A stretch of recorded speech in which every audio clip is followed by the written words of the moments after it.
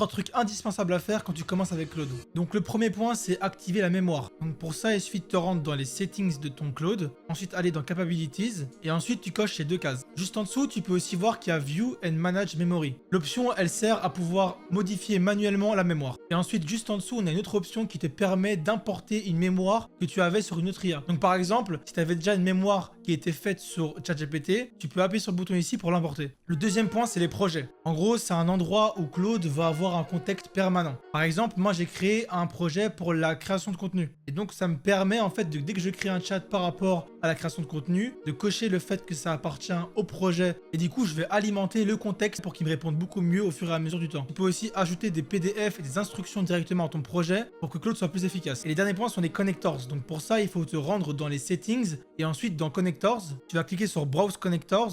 Là, tu vas avoir une librairie de tous les connectors disponibles sur Claude. Par exemple, moi, j'ai connecté Gmail, Notion et Calendar, ce qui permet en fait à Claude d'avoir accès à mon calendrier par exemple et pouvoir me dire quand j'ai des événements. Et même si j'ai envie d'en rajouter, je peux directement demander à Claude de le faire et il le fera à ma place. Si la vidéo t'a plu, n'hésite pas à liker et à t'abonner car je fais une vidéo par semaine par rapport à l'IA.